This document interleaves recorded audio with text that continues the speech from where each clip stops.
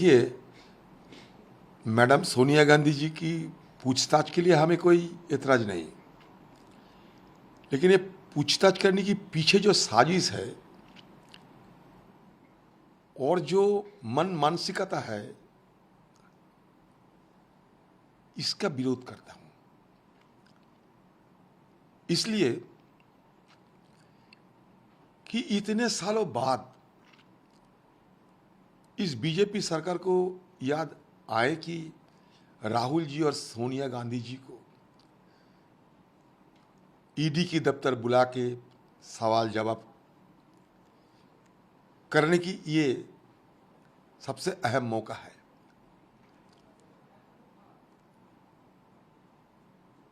तो ये उनकी जो मकसद, वो मकसद क्या है?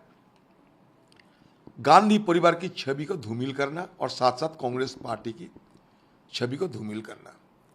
क्यों? इसलिए कांग्रेस पार्टी हिंदुस्तान में बीजेपी पार्टी के खिलाफ एक विचारधारा की जंग छेड़ते हैं, एक विचारधारा की संघर्ष करते हैं। तो ये विचारधारा कांग्रेस पार्टी की, वो विचारधारा बीजेपी पार्टी से मिलता नहीं, जो बीजेपी पार्टी की पसंद नहीं। इसलिए बीजेपी पार्टी का नारा यह है, कांग्रेस मुक्त भारत। क्यों? कांग्रेस की विचारधारा अगर हिंदुस्तान में जिंदा रहेगा तो बीजेपी की विचारधारा, आरएसएस की विचारधारा को हिंदुस्तान में साबित करना मुश्किल होगी। तो इसलिए कांग्रेस मुक्त करना चाहिए हिंदुस्तान को, और इसीलिए गांधी परिवार के खिलाफ हर किस्म के साजिश रचना चाहिए। देखिए, मैं छोटा सा मुद्दा उठाना चाहता हूं। कांग्रेस पार्टी की नेतृत्व में हिंदुस्तान में 54 साल, मतलब 54 ईयर्स, जवाहरलाल नेहरू से लेकर मनमोहन सिंह तक 54 या 54 साल हम लोग सत्ता पे थे।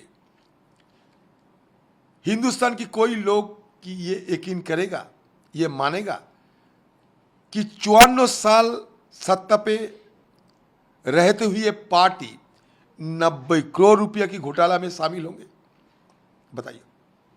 और वो भी सोनिया गांधी और राहुल गांधी की लोग जैसे लोग, जिनकी परिवार में एक नहीं दो देश के लिए शहादत स्वीकार की, शहीद हुई। इंदिरा गांधी, राजीव गांधी, उस परिवार 90 करोड़ की घोटाला में शामिल होंगे की जरूरत है क्या? लेकिन इसके पीछे राज ये है कि गांधी परिवार की छवि को धूमिल करना। मैं इस मकसद के खिलाफ, इनका ये साजिश के खिलाफत करते हैं। सोनिया गांधी नहीं डरती, राहुल गांधी नहीं डरता। सोनिया गांधी सब जानते हैं कि उनकी कितना कठिन भयंकर बीमार से वो जूझ रही है। मैडम सोनिया गांधी कठिन बीमार से जूझ रही मैडम सोनिया गांधी, हम सब जानते हैं। पेपर में आती है, कई दिन पहले, कुछ दिन पहले अस्पताल में भर्ती हुई थी बीमार की चलते। लेकिन इस सरकार और इस सरकार की ये कठोरता, इसका निर्ममता इस हद तक पहुंच गई कि चलो जो भी हो, जिसका भी हो, इनके खिलाफ अत्याचार किया जाए, इसको नस्तनाबूद किया जाए, इनकी छवि को धूमिल किया जाए, गोदी मीडिया को चालू किया जाए। जब हिंदुस्तान की आम जनता रोजमर्रा सामानों की, चीजों की कीमती की धड़ल्ले से बढ़ोतरी के खिलाफ बोलना चाहती है, कुछ सरकार के खिलाफ जब आक्रोश पैदा होते हैं, उनमें से आम लोगों को निगाह भटकाने के लिए चलो क्यों ना सोनिया गांधी जी को पूछताछ किया जाए। यही तो मौका है आम लोगों की निगाह भटकाने के लिए। ये बीजेपी कहते हैं दुराग्रह हो, सत्याग्रह नहीं।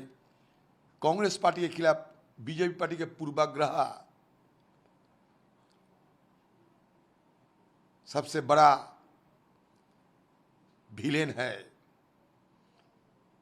बीजेपी पार्टी हिंदुस्तान के एक महिला के खिलाफ इस तरीके के अत्याचार ना करो। हम सब है, हमारे खिलाफ जितना कुछ चाहे तुम साजिश कर लो। राहुल गांधी जी को 54 घंटे पूछताछ किए थे, लेकिन मैडम सोनिया गांधी जी को अत्याचार ना करो। ये सरासर अन्याय है, हिंदुस्तान के आम लोग देख रहे हैं। एक तरफ तुम गर्व महसूस करते हो कि द्रौपदी मुर्मू एक महिला, आदिवासी महिला को प्रेसिडेंट बनाए। द्रौपदी मुर्मू प्रेसिडेंट बनी, ठीक है, हम खुशी है। उनके खिलाफ हमारे कोई इल्जाम, कोई शिकायत नहीं है।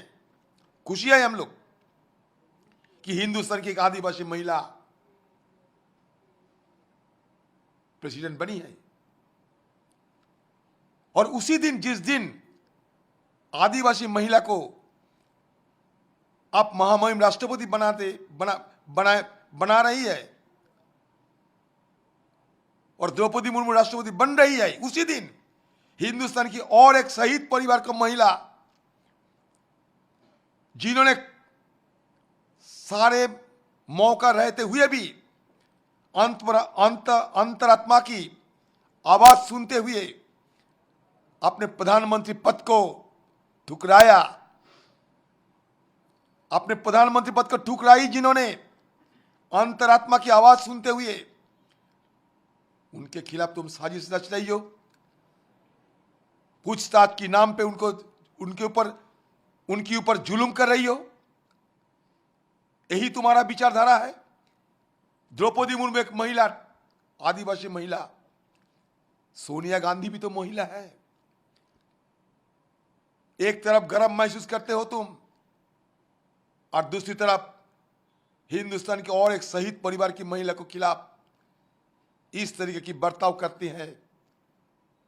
ये कौन सा विचार है? ये कौन सा सच्चोता है मोदी जी? ये कौन सा नियत है बीजेपी पार्टी? ये पूछना चाहते, हिंदुस्तान के आम लोग जानना चाहते हैं। सर, एक और आखिरी सवाल। चुनाव है, टीएमसी ने साफ कह दिया कि वो चुनाव के अंदर वोटिंग में एब्सटेन रहेंगे। इसके पीछे एक राज है। आपको शायद पता होंगे, मैं आप अगर चाहे तो मैं वो फोटो भी दे सकते हैं। कुछ दिन पहले बंगाल के गवर्नर साहब, जिन्होंने वाइस प्रेसिडेंट के लिए प्रत्याशी है अभी, गवर्नर साहब जिनका साथ बंगाल की मुख्यमंत्री की दिन रात टकराव चलते थे, घमासान जंग चलते थे, वो गवर्नर साहब ने ममता बनर्जी को बुलाया जब गवर्नर साहब दार्जिलिंग घूमने गए, और उसके साथ साथ आसाम के मुख्यमंत्री हेमंत बाबू उनको भी बुलाए। तीनों में मीटिंग हुई, गवर्नर साहब, हेमंत बाबू और ममता बनर्जी। दूसरे दिन गवर्नर साहब को प्रत्याशी बनाने की फैसला हुई। इसका मतलब क्या है? दार्जिलिंग पैक्ट हो गई थी। ये दार्जिलिंग पैक्ट की चलते हेमंत बिस्वा शर्मा, ममता बनर्जी, गवर्नर साहब में अपने में एक समझौता हुई कि हमें मदद करो, तुम्हारी भलाई होगी। इसलिए जो ममता बनर्जी की प्रत्याशी थे जसवंत सिन्हा जी, ममता बनर्जी उन्हें मदद नहीं की। ऑल पार्टी मीटिंग बुलाते हुए भी उन्होंने उसमें नहीं मौजूदगी रहती है। सोनिया गांधी के खिलाफ सारे ऑपोजिशन पार्टी इकट्ठा होकर जब आवाज बुलंद करना चाहते हैं, जॉइंट स्टेटमेंट में सिग्नेचर करते हैं, उस समय भी बंगाल के टीएमसी पार्टी नजरत रहते हैं, सिग्नेचर नहीं करते। इसका मतलब ये बीजेपी के साथ टकराव दुश्मनी नहीं चाहती बंगाल के मुख्यमंत्री ममता बनर्जी। ये मेरा अपना ये अनुभव है, मेरा अपना ये उपलब्धि है, अभी देख रहा हूं मैं। तो इसलिए मार्गारेट अल्वा जिस दिन उनकी चयन हुई, सब पार्टी को बुलाई गई, ये टीएमसी पार्टी नजरत रही। तो हम क्या कर सकते?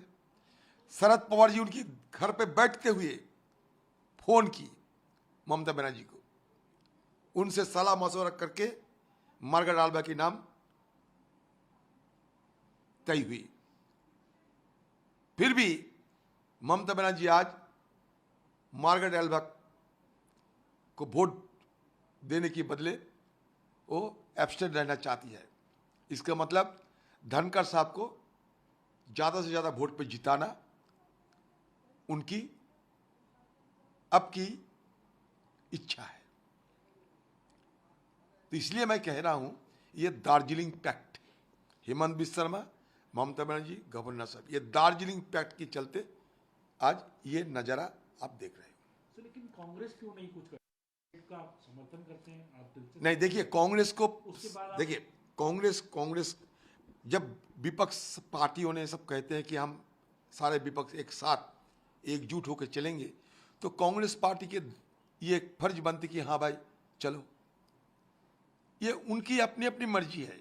अगर हम उस समय कहते कि ना हमारी अगुवाई में सब कुछ करना पड़ेगा, तो कहते देखो कांग्रेस हमें कुछ नहीं देते हैं, इसलिए ना कांग्रेस के साथ चलना मुश्किल होते हैं। तो कांग्रेस कहा कि ठीक है, ममता बनर्जी चाहती थी कि भाई वो हिंदुस्तान की उनकी अगुवाई में बीजेपी के खिलाफ सारे विपक्ष एकजुट होंगे, उनको ये आप सुने होंगे, आज भी उस तरीके की और रवैया पेश किए हैं। तो हम लोग सोचा कांग्रेस पार्टी की विपक्ष जब एकजुट होने का कोशिश कर रहे हैं, ये हमारा भी फर्ज बनते कि इस एकजुटता को हम मदद करें। फिर वो भाग जाते, कांग्रेस तो नहीं भागते।